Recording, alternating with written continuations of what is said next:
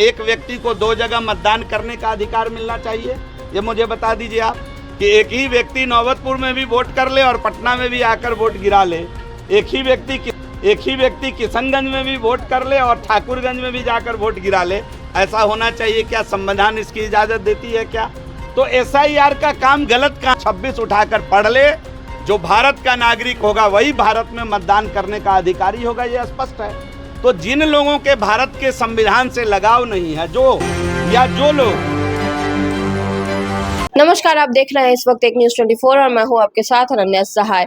बिहार सरकार मंत्री जीवेश मिश्रा ने अपनी बातों में साफ प्रहार किया विपक्ष के ऊपर और ये कहा है कि हम जो है वो करके दिखाते हैं, जिसको जो बोलना है बोलते रहे। चाहे इंडिया हो, उसमें भी सेंट्रल इकोनॉमी की बात अगर राहुल गांधी करते हैं तो उन्होंने कुछ किया नहीं है।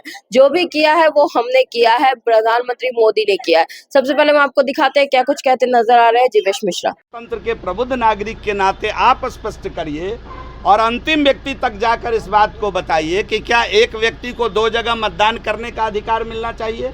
ये मुझे बता दीजिए आप कि एक ही व्यक्ति नौबतपुर में भी वोट कर ले और पटना में भी आकर वोट गिरा ले, एक ही व्यक्ति किशनगंज में भी वोट कर ले और ठाकुरगंज में भी जाकर वोट गिरा ले।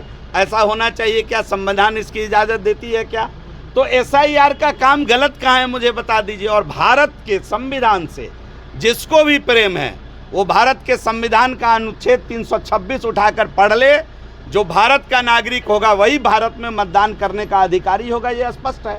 तो जिन लोगों के भारत के संविधान से लगाव नहीं है, जो लोग भारत के संविधान में विश्वास नहीं रखते हैं, वही SIR का विरोध करते हैं। अब तो पूरा मौका है, 1 महीने दावा आपत्ति करते रहिए आप। चुनाव आयोग ने सभी दलों को, सारे व्यक्ति को बराबर से मौका दिया है, करते रहिए। कितना लोग मन्नत मान करके उसको लाया होगा धरती पर, और इतना मन्नत के बाद जब तेज प्रताप जी आए और उनके साथ वह परिवार अनजस्टिस कर रहा है। बरसों से परंपरा रही है इस देश के अंदर कि परिवारवादी पार्टी के अंदर, परिवारवादी राजाओं के अंदर बड़ा बेटा ही युवराज होता था। ये पहला परिवार है जो परिवारवादी पार्टी है। छोटे बेटे के प्यार में बड़े बेटे को घर से बेदखल कर दिया, राजनीतिक हकूब हिस्सेदारी उसको नहीं दिया।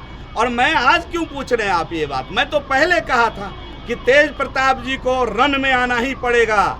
दिनकर ने लिखा है कि अधिकार खोकर बैठे रहना यह महादुष्कर्म है, न्यायार्थ अपने बंधु को भी दंड देना धर्म है। इसी ध्येय पर पांडवों और कौरवों का रन हुआ, जो भव्य भारतवर्ष के कल्पांत का कारण हुआ। मैं तो तेज प्रताप जी को बधाई देता हूं कि कम से कम अपने हक के लिए गांडीव उठाने की बात कर रहे हैं। अभी तक तो बांसुरी बजा रहे थे, पहली बार कल उन्होंने गांडीव उठाया है, तो मैं उनको अपनी ओर से बधाई देना चाहता हूं। तो जैसा कि आपने सुना, अपनी बातों से जीवेश मिश्रा ने सीधा प्रहार विपक्ष के ऊपर किया है, राहुल गांधी और तेजस्वी यादव की जोड़ी पर किया है।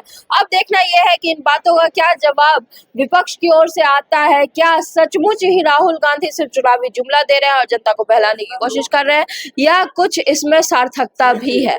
बाकी सारी खबरें भी हम आप तक पहुंचाएंगे। हमारे साथ बने रहिए और देखते रहिए न्यूज़ 24। धन्यवाद।